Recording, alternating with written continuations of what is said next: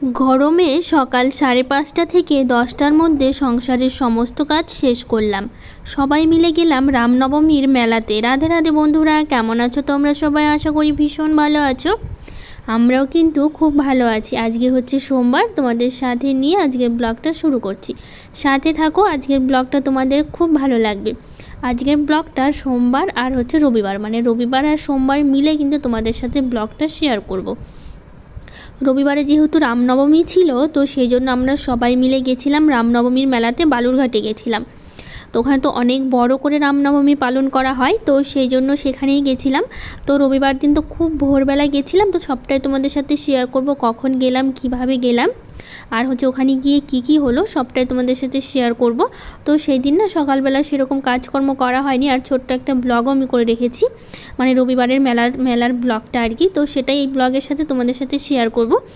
তো আগে হচ্ছে সোমবারেরটা তোমাদের সাথে দেখাই, তারপরে রবিবারটা তোমাদের সাথে শেয়ার করব।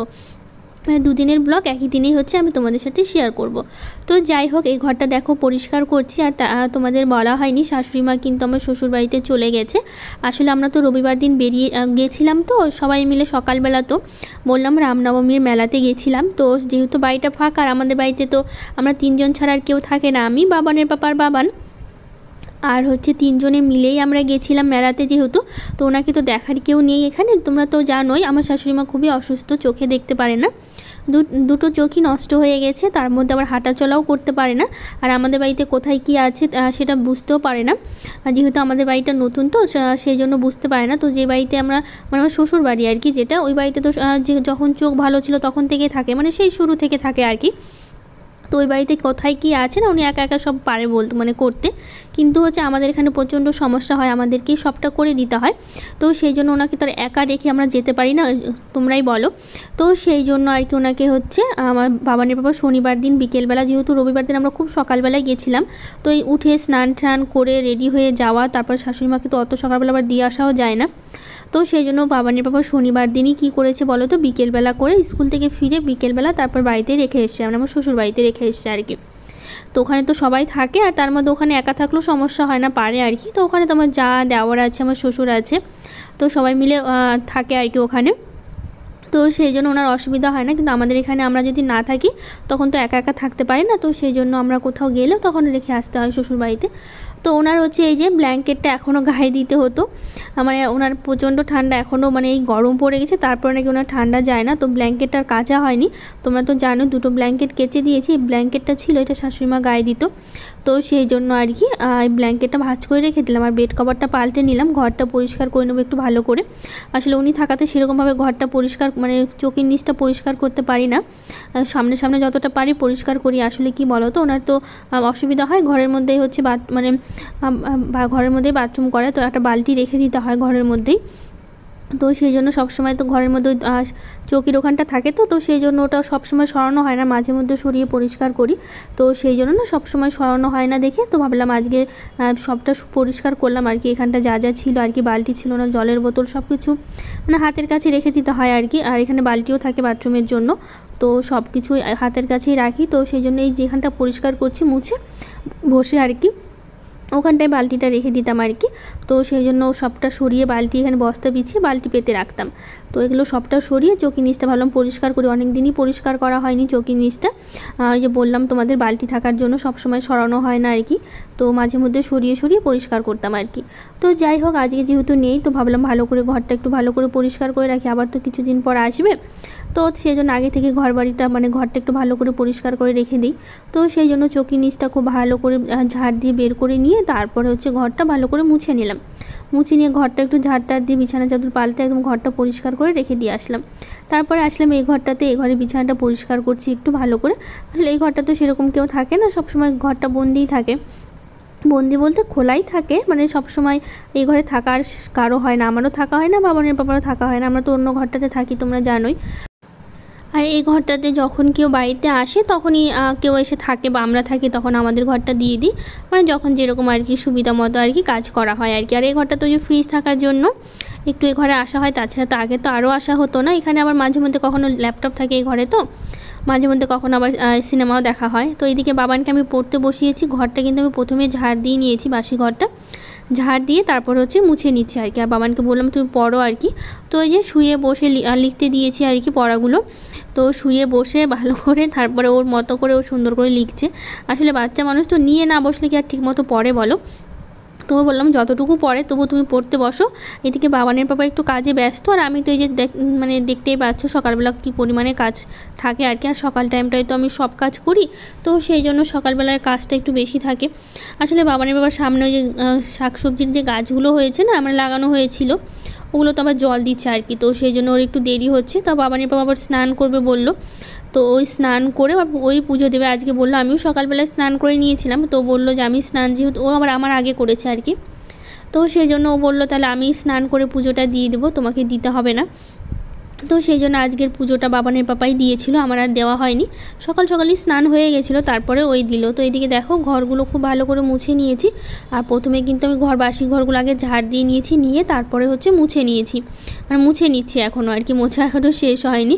তো এই যে সিঁড়ির নিচটা মুছলাম, আর সবগুলো ঘরই তো মোছা হলো, রান্নাঘরটাও মুছে নিয়েছি। নিয়ে তারপরে যে এখানে ভাবলাম কি যে আজকে একটু জল দিয়ে দিই, কারণ মাঝে মধ্যে যখন মুছে নিই তখন তো এটা আমার মুছেও নেই, তো ভাবলাম জল দিলেই ভালো হয়, তো জল দিয়ে দিলাম। তো এইদিকে দেখো কয়েকটা কাপড় কেচেছি, অনেকগুলোই কাপড় জড়ো হয়ে গেছিলো। আর কালকে যে গিয়েছিলাম মেলাতে সেই জামা কাপড়গুলো আছে, তো সেই জন্য ভাবলাম কেচে দিয়ে এদিকে স্নান করে নিয়েছি, শ্যাম্পু করে নিয়েছি। তারপরে হচ্ছে স্নান করে ভাবলাম পুজো দেবো। তো এইদিকে আবার আমার আগে বললাম বাবানের পাপার স্নান হয়ে গেছে, তো সেই জন্য ওই পুজোটা দিচ্ছে, আজকে আমার দিলাম না। তো সব জামা কাপড় নিয়ে চলে এসেছি ছাদে, বালতি ভরে 2 বালতি করে। তো সব কিছুই কেচে দিয়েছি। আর শাশুড়ি মায়ের ঘরের বেড কভারটা মশারিটাও কেচে দিয়েছি, ওই ঘরেরটা পাল্টানো হলো, তো ওগুলো হচ্ছে কেচে দিয়েছি। তো সব কিছুই মেলে দিচ্ছি, ছাদে নিয়ে এসে তারপর যাবো আবার রান্নাঘরে রান্না করতে। তারপর হচ্ছে তোমাদের সাথে সবটা শেয়ার করব, মেলাতে কি হলো, কোথায় কোথায় গেলাম, কিভাবে গেলাম, সবটাই তোমাদের সাথে দেখাবো আর কি। তো আগে এইদিকে সোমবারের যা যা কাজ করেছি সবটাই তোমাদের দেখাই। আর আজকে না প্রচণ্ড শরীরটা খারাপ আমার, তোমাদের বলে বোঝাতে পারবো না, এত পরিমাণে হাত পাগুলো ব্যথা করছে, জানি না কেন। আজকে না সেরকমভাবে কোনো কাজই করতে পারিনি। এই যে জামা কাপড়গুলো কাচার পর আরও যা হাত ব্যথা বেড়েছে, সকালবেলা থেকে হাতটা একটু ব্যথা ছিল, ভাবছিলাম যে কাচবো কি কাচবো না, সব জামা কাপড় তো হাতে কাচি আমি। তো হাতে কাচার পর না এত পরিমাণে হাতটা ব্যথা শুরু হয়েছে আমার। তারপর পায়ে তো একটু ব্যথা আছে, আর হাত দুটো তো প্রচণ্ড ব্যথা করছে। তারপর না সেরকমভাবে না রান্না করতে পেরেছি, না সেরকমভাবে কোনো কাজকর্ম করতে পেরেছি, শুধুমাত্র হাত ব্যথার জন্য। তো যাই হোক, এদিকে দেখো যা যা জামা কাপড় কেচেছিলাম সবগুলোই মেরে দিলাম, দেওয়ার পর চলে আসলাম এই যে রান্নাঘরে। তো আজকে রান্না করব হচ্ছে ডাল করব, আর একটু আলু আর সজনে দিয়ে একটু তরকারি করব, ব্যাস এটাই করব। তো মুসুর ডাল করছি, ডালটা তো সেদ্ধ বসিয়ে দিয়েছিলাম। তো এদিকে দেখো ভাতটা আমার হয়ে গেছে, ভাতটা আর ডালটা একসাথেই বসিয়েছিলাম। তো ওইদিকে ডাল আর ভাতটা হয়ে গেল, তারপর হচ্ছে ওগুলো নামিয়ে নিয়েছি, নিয়ে তারপর মানে ডালটাও নামিয়ে নিয়েছি, আর ভাতটা তো হয়ে গেল। আর এদিকে সবজি করবো আজকে হচ্ছে আলুর একটু তরকারি করবো, আর এর মধ্যে একটু সজনে ডাঁটা দেবো আর কি। একটু বেশ অনেকগুলো সজনে ডাঁটাগুলো আছে, শুকিয়ে যাচ্ছে ফ্রিজে থেকে থেকে। তো ভাবলাম কি তাহলে একটু তরকারি করে নিই, তো ভালো লাগবে খেতে। তো দেখো আলুটা খুব ভালো করে জিরে ফোড়ন দিয়েছি, ভালো করে ভেজে নিয়েছি। নিয়ে তারপরে যখন সজনে ডাঁটা দিলাম, এটাও একটু আরও কিছুক্ষণ মানে ভেজে নেব। নিয়ে তারপর একটু ভাজা জিরের গুঁড়ো আর লঙ্কার গুঁড়ো দিয়েছি, দিয়ে তো দেখো জল দিয়ে ঢেকে দিয়েছিলাম। তারপর একদম সবজিটা হয়ে গেছে, খেতে বলতে মানে সাধারণ দেখতে হলেও খেতে কিন্তু অসাধারণ হয়েছিল সত্যি বলতে। তো এদিকে রান্নাবাড়ি শেষ করলাম, করে তারপর এদিকে বাবানের পাপা এখন স্কুলে বেরোচ্ছে, যে বাবানকে রেডি করিয়ে দিয়েছি। বাবান স্নান টান করে নিজে জামা প্যান্ট পরেছে, আমি শুধু তেল আর একটু ক্রিম দিয়ে দিয়েছিলাম আর কি। এগুলো আবার নিতে চায় না, সহজে বলে দিলেও নিতে চায় না।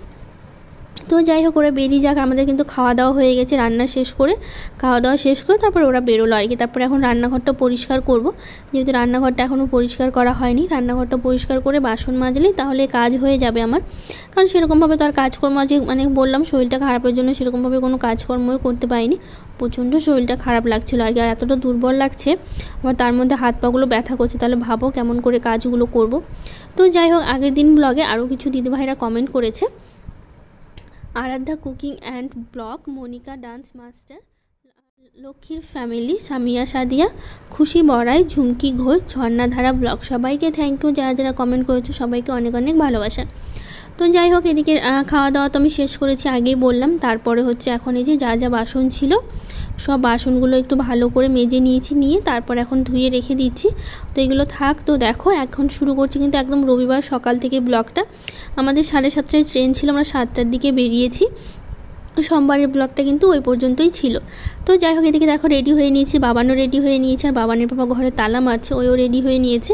তো আমাদের 7:30টায় ট্রেন। আমার স্টেশন গাজলে যেহেতু স্টেশন আছে, গাজলে যাবো, আমার বেশি একদমই খুবই কাছে আর কি। তো ওখানে বাবানের পাপার পরিচিত একটা দোকান আছে, তো বললো এতটা আবার সে টোটো করে যাব, তো হচ্ছে তাহলে মানে বাইকটাই নিয়ে যাই, বাইকটা দোকানে রেখে দেবো, আর আসার সময় তো সে রাত হয়ে যাবে, তাহলে আবার সেই মানে বাইক নিয়ে আমরা চলে আসতে পারবো বাড়িতে। তো দেখো স্টেশনে চলে এসেছি।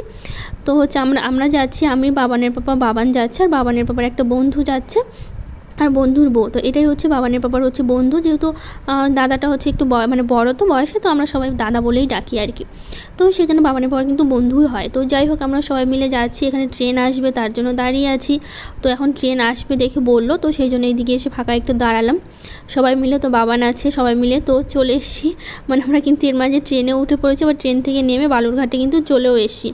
তো আমাদের 7:30টায় ট্রেন ছিল, 7:30 মানে 7:30টায় ট্রেন ছিল, 8:45টায় এসছে, আর 9:30টায় কিন্তু আমরা বালুরঘাটে নেমে পড়েছি। তো দেখো কত লোক, সবাই কিন্তু এরা মেলা যাওয়ার জন্য এসছে আর কি, রামনবমীর মেলাতে। তো সবাই মিলে যে ট্রেনটাতেই নামলাম। তো এই যে দেখো বালুরঘাট, এটা বালুরঘাট স্টেশন আর কি। তো আমরা এখন যাচ্ছি টোটো ধরতে, টোটো ধরে তারপর হচ্ছে মেলাতে যাব। তো এই যে দাদা এসে, সামনে যে লাল শাড়ি পরা দেখতে পাচ্ছ, ওটা কিন্তু ওই দাদারই বউ আর কি। তো হচ্ছে আমরা মানে এই 5 জনে মিলে কিন্তু যাচ্ছি। তো এই যে টোটো নিয়ে নিয়েছি ওখান থেকে মেলায় যাওয়ার জন্য। তো এই যে বাবানের বাবা সবাই বসে আছি, আমি আর বাবান আছে, আর পাশে হচ্ছে ওই দিদিটা আছে আর কি, ওই দাদার বউটা আছে। তো চলে এসে যে দেখো এই যে লাল শাড়ি পরে আছে, ওটাই কিন্তু একসাথে আমরা যাচ্ছি আর কি। তো এই দিদিটাও যাচ্ছে। তো আমরা এখন টোটো থেকে নামিয়ে দিল, বললো আর টোটো যেতে দেবে না, এইটুকু জায়গা হেঁটে যেতে হবে। তারপরে এই যে গলি দিয়ে যেতে হচ্ছে, আর প্রচণ্ড ভিড় গলির মধ্যে, তোমরা দেখতেই পাচ্ছ। আর মেলার মধ্যে এত ভিড় তোমাদের কি বলবো। তো দেখো এদিকে মেলায় এখানে একটা দোকানে দাঁড়ালাম, কারণ হচ্ছে পুজো দেবো, তো পূজার জন্য প্রসাদ নিতে হবে, তো এখান থেকে আর কি নেবো আর কি। তো ওই যে মানে বলা হলো এখান থেকে দিতে, তো এখান থেকে যে প্রসাদ দিচ্ছে আর কি, মানে এগুলোই হচ্ছে ভোগ দেবো আর কি। তো সেই জন্যই নেওয়া হলো, সব রকমেরই 2টো একটা করে নেওয়া হয়েছে আর কি। এখানে যত রকমের দেখতে পাচ্ছ সব রকমই দিল। তারপরে চলে এসে এই যে মন্দির, আমি তো ঠাকুর দেখতে যেতেই পাইনি, এত পরিমাণে ভিড়, এত চাপাচাপি। আর বাবান যেহেতু সাথে ছিল, আমি তো মন্দিরের কাছে গিয়েও ঢুকতে পারিনি, সে বাবানের পাপা পুজো দিয়েছে আর কি, আমি আর বাবান দাঁড়িয়েছিলাম। তো দেখো বুঝতেই পারছো কতটা ভিড়, এত ধাক্কাধাক্কি। আমি একা থাকলে যেতে পারতাম ঠাকুরটা দেখতে, কিন্তু বাবান যেহেতু সাথে ছিল, তো সেই জন্য বাবানকে নিয়ে অত ভিড়ের মধ্যে ভয়ে আর যেতে পারিনি, সেটা যদি একবার পড়ে যায় তখন প্রচণ্ড সমস্যা হয়ে যাবে, তো সেই ভয়ে আর যাওয়া হয়নি। তো এইদিকে দেখো পুজো শেষ করলাম, পুজো শেষ করে তারপর আমরা খেয়েছিলাম এদিকে লুচি, মানে লুচি বলতে পুরি আর হচ্ছে ঘুগনি আর কি। তো এটাই হচ্ছে খাওয়া হয়েছিল দুপুরের দিকে আর কি, 11টার মতো বাজে তখন, তাড়াতাড়ি পুজো হয়ে গেছিলো। তারপরে এখানে একটা মন্দির মানে ছিল আর কি, শিব মন্দির ওখানে আর কি পাশে, তো সেই মন্দিরটা একটু দেখতে আসলাম। তো এখানে সবাই এসেছিলো আর কি, এখানে অনেকে পুজো দিচ্ছে। তো এখানে আমরা পুজো দিইনি, শুধু হচ্ছে ওখানে মানে হনুমান মন্দিরেই পুজো দিয়েছিল বাবানের পাপা। তো আমি তো যেতে পারলাম না, বললাম আর কি বাবানের পাপাই মানে পুজো বলতে গেলে কি শুধু ভোগটা দিচ্ছে, ওরা কী করছে ভোগ থেকে একটু নিয়ে ওদের 2টো একটা ভোগ দিয়ে দিচ্ছে, ব্যাস এরকম করে। সামনে গিয়ে তো আর দেখা যায়নি, আর সেরকমভাবে পুজো দেওয়া যায়নি, এত পরিমাণে ভিড়। তো এখানে দেখো নদী, এটা হচ্ছে আত্রিয়ে নদী বলে আর কি। তো হচ্ছে এখানে অনেকেই স্নান করছে। তো এই পাশে হচ্ছে যে চালগুলো দেখতে পেলেন, অনেকে আবার চালও দেয় স্নান করে এখানে।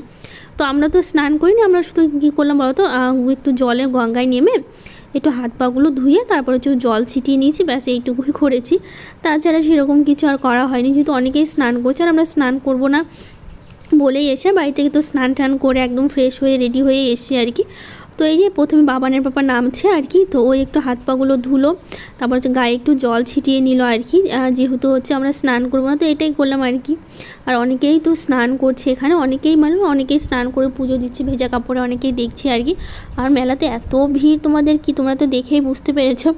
আর এদিকে বাবানকে নামাচ্ছে, বাবান তো প্রথমে ভয় পাচ্ছিল খুবই, তারপরে কী হয়েছে, ওই এখন আর নামবে মানে উঠবে না জল থেকে, বলছে আমি জলে স্নান করব। প্রথম ভয় পাচ্ছিল, আর আমার তো প্রচণ্ড ভয় লাগছে, আর এখানে পাথরগুলো আছে না প্রচণ্ড মানে স্লিপ কাটছে আর কি, ভাবছিলাম পড়ে টরে যাবো নাকি। তো আমি অনেক কষ্ট করে নামলাম, নেমে হাত পাগুলো ধুয়ে তারপর হচ্ছে একটু জল ছিটিয়ে তারপরে আমি উঠে চলে এসেছি। আর আমার তো প্রচণ্ড ভয় লাগছিল পড়ে না যায় আর কি। তো যাই হোক এখান থেকে আমরা গেছিলাম কোথায় বলো তো, ওই যে দাদাটা এসছে আর কি আমাদের সাথে, আমার বাবানের পাপার বন্ধু, তো ওরই আবার বালুরঘাটে হচ্ছে শ্বশুরবাড়ি আছে। তো আমরা হচ্ছে দুপুর টাইমটা ওখানেই ছিলাম আর কি। তো এটাই হচ্ছে ওই দাদার হচ্ছে শ্বশুরবাড়ি। তারপর হচ্ছে এখানে এসে আমরা সারাদিন মানে 12টার মধ্যে এখানে চলে এসেছি, সেই ট্রেন ছিল 6টায়, এখান থেকে 5টার দিকে বেরিয়েছি। তো এখানে আমাদের খাওয়া দাওয়া হয়েছে। তো এখানে আবার পাঠ ঠাকুর এসেছিলো আর কি, তো এই ঠাকুরটা আমাদের এখানেও আসে আর কি, এটা তো সেই চৈত্র মাসের সংক্রান্তিতে পুজো হবে, তো সবার বাড়ি বাড়ি যায় আর কি নিয়ে। তো এখানেও এসেছিলো, তো ভাবলাম তোমাদের সাথে একটু শেয়ার করি। তো দুপুরের খাওয়া দাওয়া না এখানেই রান্নাবাড়ি হয়েছিল আর কি, এখানে মাছের ঝোল, তারপরে হচ্ছে মানে কাঁঠালের তরকারি, ডাল, করলা ভাজা, পটল ভাজা, চাটনি, এগুলো রান্না করেছিল এখানে। মানে এই দিদির হচ্ছে মা রান্না করেছিল আর কি, যেহেতু দিদির মানে মায়ের বাড়ি এটা। তো সেই জন্য এখানে দুপুরে খাওয়া দাওয়া করে আমাদের ট্রেন ছিল হচ্ছে বিকেল হচ্ছে 5টার দিকে, মানে 5টা সরি বলছি, মানে 5টা না 6টার দিকে ট্রেন ছিল। তো তখন আমরা হচ্ছে 6টার ট্রেনে তারপর হচ্ছে বাড়ি আসি। তো দেখো একদম বিকেল টাইমে আবার স্টেশনে চলে এসে ওখানে খাওয়া দাওয়া করে দুপুর টাইমে একটু ঘুমানো হয়েছিল রেস্ট নিয়ে, তারপর যেহেতু খুব কাছাকাছি আর কি স্টেশন থেকে, টোটো ধরে আবার স্টেশনে চলে এসেছি আর কি। আমরা এখন কত 5টা বাজে, 5টার মধ্যেই চলে আসছিলাম, আর ট্রেন ছিল 6টায়। ভাবলাম প্রচণ্ড ভিড় না হয়, তো আগে গিয়েই, আর যেহেতু ট্রেনটা দাঁড়িয়ে ছিল এখানে, তো সেই জন্য আগেই চলে এসেছিলাম আর কি। তারপরে গাজলে আমরা চলে আসলাম আর কি, আর গাজলে এসেছি 7:30 বাজে তখন। তো ওখানেই না গাজল স্টেশনের পাশেই আর কি এখানেও হনুমান পূজা হচ্ছিলো আর কি, তো সেই ঠাকুরটাই তোমাদের সাথে শেয়ার করলাম। তো এখানে আবার সবাইকে খিচুড়ি খাওয়াচ্ছিলো জানো তো। তো আমরা কি করেছি বলো তো, আমরাও সেই রাতে ভাবলাম বাড়িতে গিয়ে আর কি রান্নাবাড়ি করবো, তো এখানে যেহেতু সবাইকে খিচুড়ি খাওয়াচ্ছে, তো আমরা ঠাকুর দেখে আমরাও খিচুড়ি খেয়ে তারপরে হচ্ছে বাড়িতে এসেছি আর কি। তো বাড়িতে এসে রান্নাবাড়ি করা হয়নি আর কি, তো বাড়িতে আসতে 8টার একটু বেশি, 8:30টার মতো বেজে গেছিলো, যেহেতু এখানে নামলাম 7:30টায়। তারপর একটু ভিড় ছিল যেহেতু, তারপর হচ্ছে একটু খিচুড়ি খেলাম, এখানে একটু ঠাকুরকে প্রণাম করলাম, একটু দাঁড়ালাম, তারপরে বাড়ি আসলাম আর কি। তো যাই হোক, আজকের ব্লগটা আর বড় করব না, এখানেই শেষ করব। আজকের ব্লগটা কেমন লাগলো অবশ্যই জানিও আর কি। তো দেখা হবে নতুন একটা ব্লগে, আজকের মতো